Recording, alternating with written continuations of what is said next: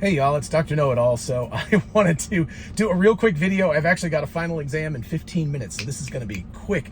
But I really thought it was important to talk about Elon Musk was on Twitter Spaces today, which was actually really cool. And thank you so much to my German office, Claudia, for pointing this out. I would have missed it if she hadn't sent me a message about that. So I got to listen in, and actually after Elon left, got to comment a little bit about the whole thing. So that was very cool. But I wanted to talk about a couple of things. Most of it was rehashing, of course, because Elon was just saying what Elon says, and he was being very careful about things.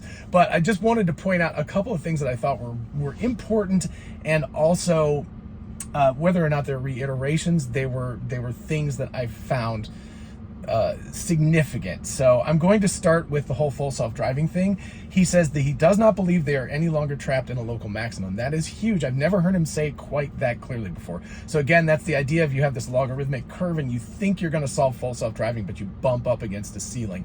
And he thinks that they've gotten past that. Now, eventually there will be some maximum, but if the maximum is 1,000 times safer than a human being driving, it's inconsequential. Or in the future, they can always redo the architecture again to get to 100,000 times safer than a human. But anyway, it doesn't sound like they're in the logarithmic part where they're actually tailing off at this point. So that's really, really cool. Elon says the progress is, quote, dramatic. I think that is super, super important. And he says far in excess of a human by a factor of 10 in regards to chances of injury. So that's interesting. He has never said that quite before, but what that effectively means, I think, is that not necessarily fender benders and stuff, but accidents that are significant enough to cause injury. So I thought that was interesting. He said better than humans this year. I was not clear about whether he was saying better than humans by a factor of 10 this year, or simply better than humans, but it might just also be better than the average human, which I think is an important, little caveat to all that, right? There are excellent drivers, and so the car may not be significantly statistically better than excellent drivers, but that doesn't matter because, man, I wish everybody on the road was an excellent driver. If the car was only as good autonomously as an excellent driver, that's perfectly fine. That means that it's going to be, statistically a couple of standard deviations better than normal drivers. So that's all super cool. Here's an interesting thing. I hadn't really kind of thought about it this way. I mean, I guess I had, but never really quite crystallized it this much. Elon said, and again, I was typing notes, so this may not be exact quotes, so I apologize if I don't get this quite right, but I was trying to catch the gist. Anyway, he said, people whose lives are saved, or injuries, I would assume as well, do not know their lives are saved. So this skews the bias towards accidents. So in other words, that's that confirmation bias, or we remember negative things, but also just literally you may not know, right? Your car is driving and it may kind of like whoop and adjust something that you didn't even realize that it just avoided an accident. And so you go on about your merry way and you're quite happy with your day, not realizing that if you had been driving, there's a good chance that you could have been injured or something. So that it skews things towards the negative, because people, of course, are going to, if I get into an accident, I'm going to remember getting into an accident. It's going to suck. If I don't get into an accident, that memory goes away. So, right? So we've got this skewing thing, but then also in addition to that, and this is not, Elon didn't mention this specifically, but we've got this negative bias thing, right? So that if a bad thing happens to you, you are much more likely to give it a lot of weight than if a positive thing happens. So it is important. Both of those are very, very important. So basically he's saying, like, if 90% of the people didn't get into an accident, didn't die, things like that, they don't know that. The 10% who do get injured or get into an accident, or God forbid they die in their family, that they're going to be very, very upset, even though 9 out of 10 people were saved by this. That's the kind of thing he's talking about. And I'm going to get back to this in just a second. But he's saying Elon was very adamant about this. He says you have to do the reality of good over the perception of good. He has utter contempt, quote, utter contempt for people who do the perception of good over the reality. You can see that recently with Bill Gates. I think Elon Musk's turning him down for talking about the climate change, Ukraine war, things like that, was specifically because he has contempt for Bill Gates. That's me putting that into his mouth, not him. But anyway, I think that's what it is. But you can tell Elon Musk has a very, very strong sense of morality. It's very intense, and I very much appreciate that. I do too. I try to be flexible about the way I say things, but internally I'm like, eh. And he's not internally like that. He says what he wants to say. But anyway, he says that he believes that full self-driving, putting it on the road, is the morally right decision to do. He says, we're just going to take the heat. What does he mean by that? he knows that they're going to get sued. I've talked about this before in other videos, that there will be a first serious accident with full self-driving after Tesla is liable for the vehicles. Currently, if I'm using full self-driving, I am, Elon said that. They have it every single time I go into full self-driving. It's like, keep your hand on the wheel, you're responsible, blah, blah, blah, blah, blah, right? So it's very important. We know that we're responsible right now. Can't really argue your way out of that. But eventually, Tesla will become legally liable for the car. At which point, somewhere, even if 99 people are saved, they don't know about that, one person is injured or killed, really bad.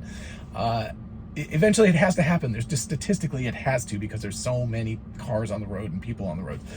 When that happens, Tesla is going to get sued, and it's going to be a horrible thing, and it's going to be a PR disaster and a financial probably disaster. But Elon says he doesn't care. That's how important this is. And I've got to give him credit for that, because I'm like, most companies, I just don't believe that they're going to have the guts to do this. They're going to be too scared to stand up for this type of thing and to make the world a safer place through autonomous vehicles. So anyway, that's what Elon is saying. So therefore he's putting his money where his mouth is, right? He's basically, Tesla could get sued for a lot of money when this happens. So we will see how that goes, but very, very interesting, him talking about that. All right, so then somebody asked him about how far down into the entry market would Tesla go? Like, how inexpensive a car will they make? They asked about scooters. That was ridiculous, because I know Elon's like not even motorcycles or anything. He doesn't want to make unsafe vehicles. He was very, very clear about that. So he's not going to do that. Elon said this is not a forum for new car announcements. It's a Twitter space. They're going to have an event or something if that's the case. He said, and it's hard to regurgitate the nuance of this, but he said there's some probability that they'll create a car smaller than the Model 3. They, in the past, at Battery Day, I think it was Battery Day, where they had the sheet over the car so you couldn't tell, and they started teasing this new, less expensive car. This sounded like a significant back off, which maybe it's just confirmation bias on my part, but I feel like it's Elon starting to backtrack on the promise of a Model 2 car, an inexpensive $25,000 car. I think the reason why is because I really think that they are all in on full self-driving, and their intention is to create robo-taxis. They're going to make robo-taxis that are going to take the place of these inexpensive cars. Not that the cars are going to be inexpensive to make. I still maintain that I think the cars are going to be relatively expensive, $35,000 or $40,000 to build these things, but they're going to be built in a very efficient manner. I might be overestimating that a little bit. Let's say $30,000 to make it. So the car would sell for $40,000 normally. But it doesn't matter. If you're utilizing this car for 5 to 10 years, it's going to make so much money that however much money, the construction cost is almost going to be inconsequential in the end. So anyway, this feels to me like more data points that are saying that Tesla is not going to introduce a car like this anytime soon. There was a post-Elon question that I actually answered concerning India and selling inexpensive cars there. And the speaker was saying, like, they've got to sell really inexpensive cars in India. I believe that is actually a perfect, and I know the traffic is ridiculous, so you've got to solve the full self-driving there.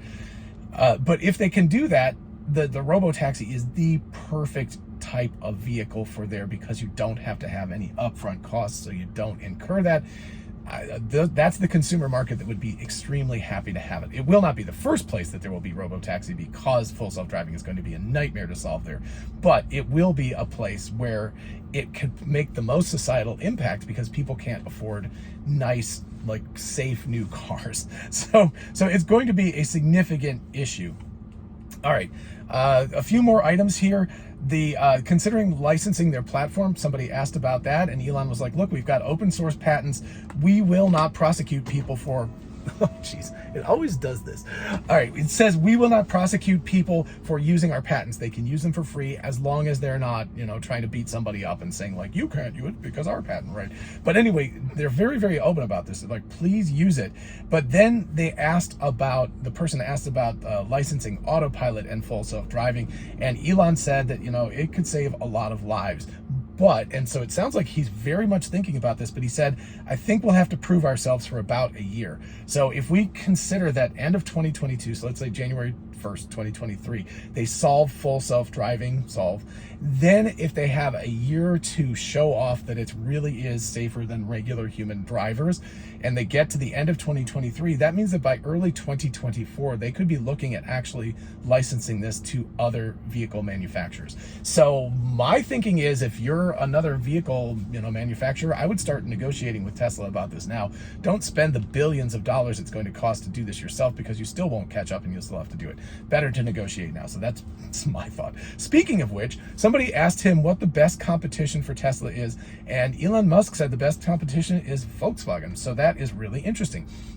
He said, yes, it's a legacy manufacturer, but it's an EV startup, because all of their EV stuff is brand new, right? They're just beginning with that. So I thought that was really, really cool. So I think that was most of the things that were covered that was particularly of interest to me. There were a lot of other topics, of course, but I found this stuff really fascinating. Again, Elon is repeating himself a lot here, and there was a lot of the audience was not particularly quite as knowledgeable about Tesla as one might hope, but the person who was asking questions was quite good and was asking good questions. I was sad I didn't get to ask a couple, because I had a couple of nice questions that I was hoping that he would answer. But anyway, like really, really exciting to hear Elon speak off the cuff. I love the fact that he just talks to normal, regular people like us. Whole Mars Catalogue, and oh gosh, Event Flow. Sorry, I'm totally misremembering who else. But anyway, they put this whole thing together, and Elon got on and he was going to talk for 45 minutes, and I think it was 90 or 95 minutes that he actually chatted. So all of this stuff is just fantastic. You really appreciate somebody who's willing to go on and do stuff like that with just us normal Joes. So I appreciate it. I think there's fantastic stuff in line. I'm super excited about the full self-driving part of things. Like, I can't wait for the new release to come out, hopefully a couple of days from now. It's already Tuesday, and so maybe we're thinking tomorrow or Thursday that we'll hopefully get the release notes and start to see how this is going to look. Anyway, in the meantime, I've got to go give a final exam, and you all have a lovely Tuesday afternoon. Bye-bye.